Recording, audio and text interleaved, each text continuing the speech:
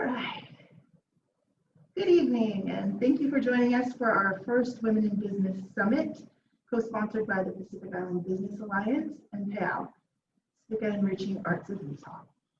My name is Kalani Tonga, and I'm the director of PEAU and will be facilitating tonight's event. Before we begin, I'd like to thank PEAU Director Susie Malahipo and media specialist Lauren Umundia for their behind-the-scenes work, Taylor Audio and Visual for the last-minute use of their podium, DB Productions Utah for filming and streaming tonight's event, Premier Catering for providing dinner for our in-person presenters, and a special thanks to all of the presenters who are blessing us with their wisdom, knowledge, and experience. We hope that you will find tonight's program informative and inspiring. Our hope in creating this summit is to arm women in our community with the tools with the tools and courage necessary to start and build successful businesses. Tonight we'll be honored to hear from several successful entrepreneurs as well as respected members of the community who will share their knowledge and resources with us. First, we will hear from Jennifer Gonzales, founder and executive director of Torchlight Justice Foundation. She will be followed by Teresa Bagdasarova, the Northern Program Director for the Women's Business Center, Utah. After Teresa, Susie Malahipo will facilitate a panel on business finance and funding, and we will close out the evening with veteran entrepreneur Carrie Ofahinale. So to introduce Jennifer, Jennifer is an award-winning teacher and coach, the great-granddaughter of indigenous Brujas and, forgive me Jennifer if I say this wrong, curanderas, close, curanderas, a highly skilled human-centered designer and a passionate advocate for healing from generational trauma and transformative justice. She received her law degree from Stanford University, where she studied visual storytelling alongside jurisprudence. Jennifer led the Stanford Law and Visual Media Project, channeling her passion for narrative and storytelling to explore the human impact of law and policy through film. After graduation, she joined the fight for immigrant and refugee justice as a legal fellow at Northern Carolina Immigrant Rights Project. That same year, she earned thousands of frequent flyer miles, helping co-found a Silicon Valley startup to streamline the visa and green card application processes. She left both organizations committed to building systems that address the immediate needs of marginalized individuals while simultaneously driving systemic change, centering her work on access to justice. In addition to co-founding a local grassroots project in San Diego that provided individual solidarity and support to people in immigrant detention centers, Jennifer continues to serve as an active member of the San Diego Immigrant Rights Consortium and advisory board member for the Borderlands Get Free Fund. She's been invited to teach and speak at conferences, organizations, and universities in the US and Mexico, including 2 panel appearances at South by Southwest in Austin, Texas. In addition to a JD, Jennifer holds a BA in English and an MA in Rhetoric from Brigham Young University. And thank you, Jennifer. Thank you, Kalani. Remind me how much time I have. You have about half an hour. Okay. Well, I'm so excited to be here. I'm so honored to be asked to come. Kalani reached out to me earlier, and I was just like, yes, let me show up for these women. And I think this is an incredible opportunity to connect with folks. I'm really sad I don't get to be in a room and I can't see you, but I'm going to imagine you while I talk to the blank wall. So, I want to start my story a little bit back in 2014. I had just graduated, 2013. I graduated from Stanford Law School. I had tried my hardest to sell out and join a law firm and make a bunch of money and tell myself that I was just going to like donate to causes and things like that. and it just didn't work right. It just was not the right fit. And I found myself at the end of school knowing I wanted to do social justice work, and trying to figure out what that looked like for my career instead of having spent 3 years planning like everyone else did. And I landed at this little nonprofit in North Carolina. It was actually a sponsored project of one of the Centro Hispanos there. And it really was just one attorney, this guy named Marty Rosenbluth, who was really just this scrappy, amazing little advocate. He had started his career doing human rights work for Amnesty International in the Middle East, went to law school in his 50s, and then became an immigration attorney. And he was actually basically working for free, taking on a few clients on the side to help pay for his legal assistance and paralegal. And they were getting ready to shut the doors. I got connected to them and said, hey, I've got a year's salary paid by my school. Can I come and help you? And so I drove out to North Carolina, and he handed me this like 3-foot stack of files and said, these are all gang and cartel-based asylum cases from Central America and Mexico. I've never really done one of these in the courts, but you're smart here. And so I kind of overwhelmingly like dived in headfirst and taught myself asylum law, and together we put these cases together. And one of them really stuck out to me. It was a woman from Central America who had been a victim of an attempted femicide, so really violent crime, and had miraculously survived, and even prosecuted her crime through the federal prosecutor's office, and then her assailant was actually essentially let free after his narco trafficking connected and government connected father bribed some people, and they told her she had to leave the country because they couldn't protect her. And I had been working on this woman's case. I'm going to call her Anna. I'd been working on Anna's case for about 3 months, and it was the Friday night before our court filing deadline. So our goal was to get everything in the mail by midnight on Friday, Saturday morning, to make sure that it could get FedExed over to the courthouse by Monday morning. And as I'm compiling the almost 400 pages of evidence and documents, I realized that this 37-page legal file that has been faxed to us from Central America, grainy, bad facts, really terribly organized document, had all of the legal case information and the judicial record from the case in country. We'd been working on it. Most of us spoke some Spanish, so we'd kind of been working off it in Spanglish. And I realized that nobody had actually done a full translation of the document. And it was 37 pages long. It was Friday at 3 o'clock, and everyone was gone. And I was terrified. I was like, we have to get this done. This is 2 to 3 weeks worth of translation work if we hire someone to do it. Maybe 3 or 4 days on a rush. We have no resources. And if we don't turn this in on Monday, we will probably lose this case. And so I kind of did a Hail Mary. I scanned it. I ran it through this online OCR to turn it into real text.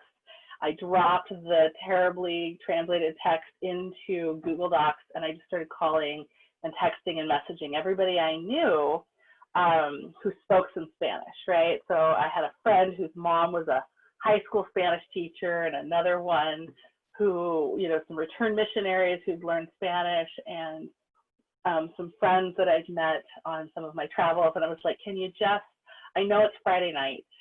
I know, I mean, it was already like 8 p.m. on the West Coast.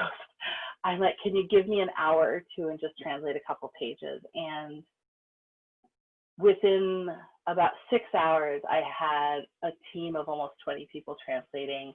And by the next morning, we had this fully translated certified document ready for court that I drove down to Charlotte, the 3 hours down to Charlotte that Monday morning so that we could get it on file in enough time. And what had struck me, it was this amazing moment of community. But when I after I got filed, I turned around and I emailed and messaged back, everyone needs help. And I just told them, thank you so much. We were able to get it on file. And without exception, every single person who had participated emailed me back and messaged me back and said, thank you. I have been wanting to get involved. I've been wanting to do something to help. And I didn't know how. And this was so wonderful to be part of. And if you ever have any other projects, can I please get involved? And I was kind of shocked that folks who I thought were doing me a favor were thanking me for the opportunity. And so this sparked this idea of how do we reach out into the world to folks who may not have all the expertise and all the training, but they have time and maybe one or two skills that we could really use, and help them to collaborate on something like an asylum case that can take 2, sometimes 300 hours worth of attorney and paralegal time to prepare, but doesn't necessarily all need to be done by someone with legal expertise. And so this was kind of the question that I started working on. And I was like, we can do something here. So that was the spark of what became Torchlight. The other piece of the puzzle came as I was working with our director, Marty, and a couple of our volunteer attorneys that were just incredible folks. And then all of these random volunteers we had recruited who were grad students in philosophy and professors and Spanish translators and people from all over who were like, I've got time, helping them get involved.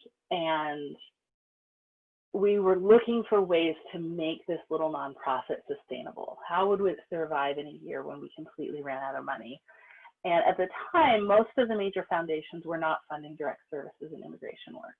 They had decided they were tired of that, penny at a time, one person at a time approach to immigration reform. And they'd put all of their money and all of their resources into a fund that was exclusively there to support systemic change, which in the legal field almost exclusively means legislative lobbying or impact litigation, right? So pushing for major legislation or doing work like the ACLU does with these major impact litigation cases. And it left this huge gap because folks who were providing direct services on the ground were just being completely choked out. They had no funding, they were starving. And it meant that the folks whose stories would eventually drive that systemic change were not even getting their voices heard, and were not getting their needs met, and their cases were never making it into the appeals courts because they didn't have attorneys to realize they had a case in the first place. And so we had this desire to address that problem and a recognition that we had to do something that addressed both that on the ground direct service problem and could be framed as systemic change in order to access funding and support. And so we're playing with these questions when this experience with Anna hit. And meanwhile, I'm back and forth to Silicon Valley, which was an interesting whiplash experience. And I realized that if we can find ways to eliminate the friction in the system, and there is a lot of friction in the system when it comes to the legal world, of having other people get involved, of being able to crowdsource support, we not only are able to increase the capacity of immigration attorneys who are helping folks one-on-one because they don't have to do as much background work, but we also are bringing people into a movement and finding ways for them to be involved in the movement that until now has been almost impossible for anyone without a law degree to really be useful. And we've seen over the last 5 or 6 years since that day, right, as immigration and refugee issues have come into the forefront, everyone's saying, how can we help? How can we help? And the answer is always, are you a lawyer or a translator? Well, if not, you can write a check. And people want to do something. So I started working on this idea that I had dubbed Torchlight Legal. And at first it was going to just be the next generation of the North Carolina Immigrant Rights Project. And the year came to an end and I realized that was not something that I had the capacity to do in that space. I didn't have the networks in North Carolina. I didn't have the resources. I didn't have the connections. But I thought the ideas that we had come up with to really not just save this little nonprofit, but revolutionize the way that we do access to justice was something that I could build actually on a larger scale easier than I could on a local scale. And so I moved back home to my parents' house in Utah. That was an interesting year because they are not big supporters of immigrant rights, despite being immigrant families. We won't go into that. And I had networks and I had folks in the tech industry, and I started working on this and pitching this idea and trying to find folks to get involved. And it was like I would get 2 steps forward and I'd get on the brink of a breakthrough and something would fall through, and then my own life would just kind of implode. And I would be so focused on finding housing, finding survival, helping family go through some really big tragedies, working through mental health issues. Like it was like, okay, let's do this, we're almost there, crash.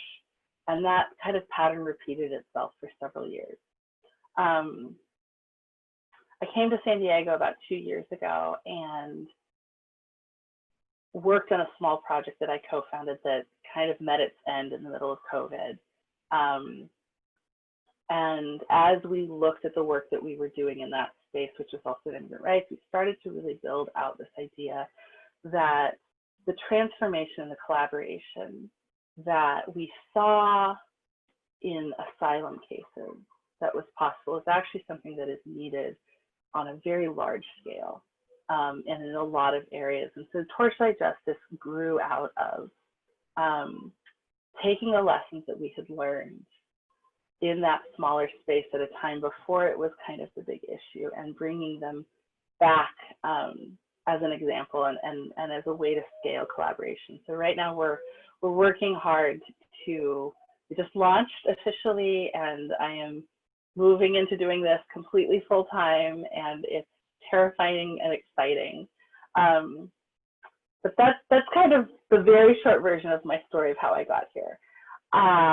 What I want to focus on more that if I was in your shoes, would be helpful to me, I guess is the way I would say it, is the lessons that I learned in that 6 and 7 year process of tripping and falling and failing and tripping and falling and failing and almost succeeding and having the rug pulled out under me. Because that, more than anything, has shaped my approach to doing the kind of work that I do, and to embracing the idea of becoming a real leader and a real founder. I've called myself the founder of Torchlight for 7 years. I would say that it's really only been in the last few months that I've really been able to claim that identity. And one of the things that I realized is that nobody teaches brown girls to be leaders. We're very good at it. We have incredible leadership capacity. But most folks would rather we be the manager and the chief of staff and the coordinator who gets all the stuff done, right, than actually the person who's out in front. I had so many people who said, yeah, I would love for you to be kind of my number 2. I would love for you to run operations, and I would love for you to run tech development and product design while I'm busy being the CEO and the headliner. And for a lot of my life, I thought, well, that's just what I'm good at. I had to learn that perspective, that I was good at making things happen, but I wasn't meant to be in the spotlight, was not true. That the way that I get work done is actually a powerful kind of leadership, because I have the capacity to take ideas and bring them into fruition. I have the capacity to inspire and support people as they make things happen on a very practical level. And that's not a support staff role. That is, in fact, leadership. So I would say the first lesson is you are already a leader. You have everything you need to be the kind of leader that we need as we look to the future as communities and as a society as a whole. And just because your leadership doesn't look like the typical leadership that we see in TED Talks and we see celebrated in places like Silicon Valley, that's not a failure. And in fact, that's part of your strength. So that would be the first lesson that I learned. The next lesson that I learned is to trust my instincts. Because I was working in both the social entrepreneurship kind of area and also overlapping into the tech industry, and because I had a decent set of contacts and network out of Stanford and out of Silicon Valley, I was constantly going into these places where 25-year-old dude bros with their apps were seen as leaders. And they had a formula, they had a system, they knew how to make things go, right? And so you would come into these spaces and you would talk with investors and potential donors and advisors, and they all had this like very clear, like it was like a flow chart. Okay, you have to do A, B, and C, and this is how you get there. And I was constantly in this place of struggle because some of those ideas seemed like really helpful, and some of them just didn't fit what we were doing. They didn't fit who I was. And I found myself struggling to become the founder that they said I had to be in order to be successful.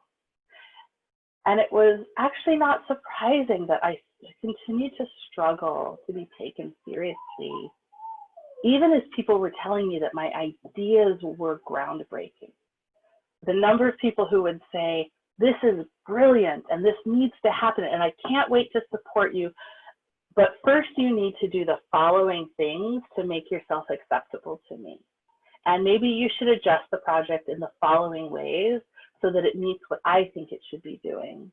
But you're great, right? My favorite was, I had a couple of startup founders who were working on an immigration app, and they were all white citizen dudes. The founder had a wife who had immigrated, and they had handled her spouse visa without an attorney. And so that was their big experience in the immigration space, and they were going to fix the immigration system. And I remember meeting with them and suggesting, I said, I can see a lot of applications for what you're building right now in the nonprofit space, in the legal services space. Let me give you some ideas. Let's construct maybe a couple projects we can work on together and collaborate and see how that goes, and then decide what the future looks like. And they were not having it. They told me, we want to hire you and we want you to give us all of your IP, and we'll just build it for you as part of our company, and you can be paid a salary. And I was like, not quite what I had in mind. And I tried to explain to them, I said, then I need you to adjust the way that you're approaching this, because you don't seem to really understand how the legal industry works, how legal users work, how lawyers work.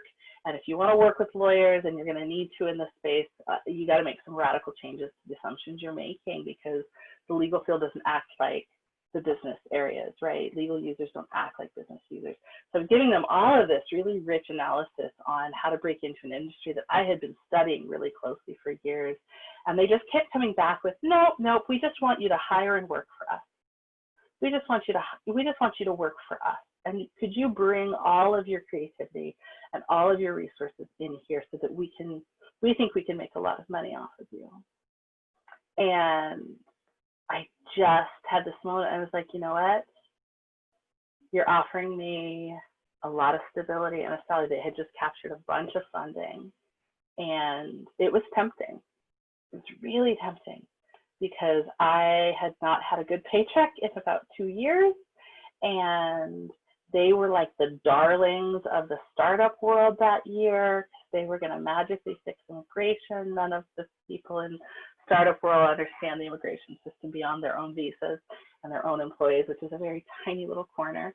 But they were getting lots of press, lots of hype, lots of investors, lots of money, winning pitch competitions. They haven't really done anything since that, but they were the it kids. And I knew that that would put me in a space where I would be recognized and I would have access to people. But it also meant giving up my vision as it stood and handing it to someone that I didn't fully trust and who consistently ignored the advice and the perspective I was offering. And I turned them down.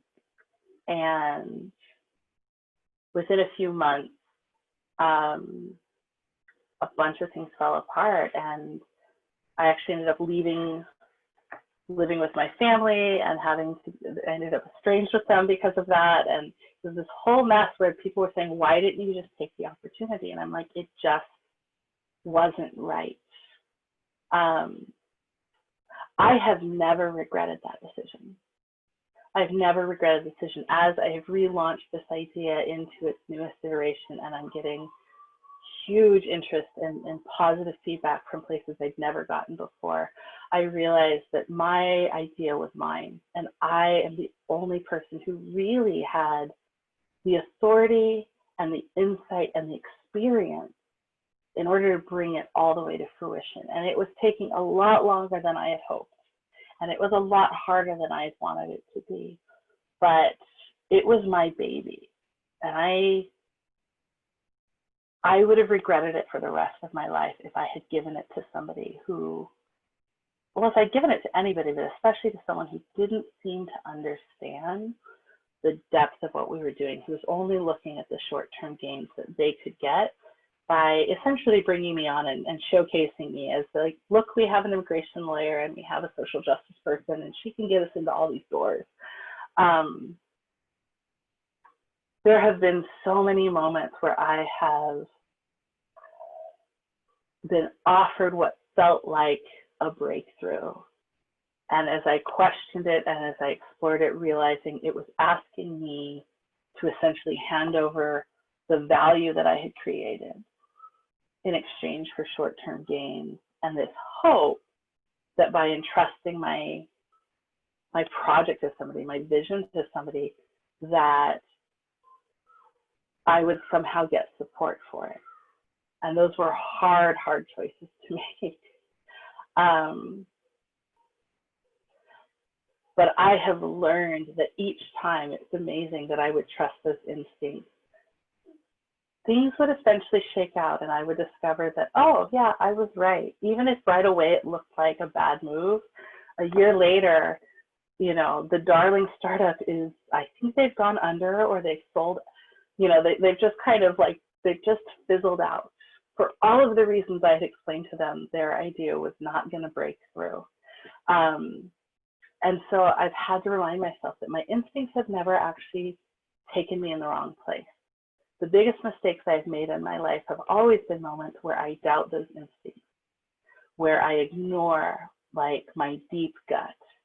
And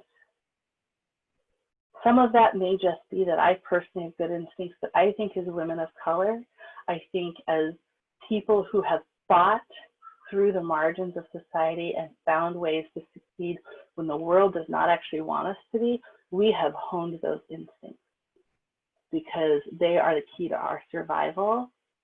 And now as we step into a world where we're hoping to not just survive, but to thrive and to become something more, we can't abandon those instincts. We have to trust that wisdom. And it means we're not going to look like other business owners and other founders and other entrepreneurs because we're different kinds of people. And that is what's going to make us leaders in the future. So that would be my last sort of key piece of advice is be yourself and invest in yourself.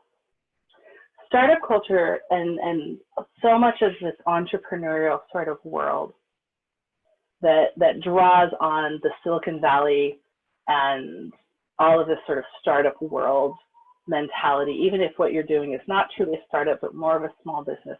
The idea is that you need to work 1,000,000 hours and hustle and optimize and on and on and on and on. And there's this whole culture that is dominated by the dude bros, right?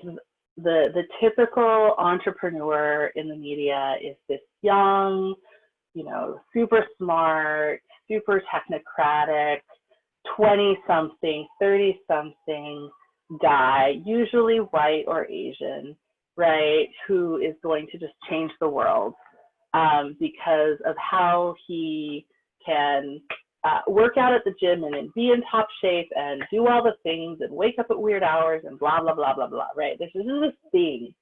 And I realized that as I came of age in Silicon Valley, like I went to law school at 31, and as I talked to both funders and founders, what I realized is the reason that funders like to champion that attitude is because it's really easy to exploit.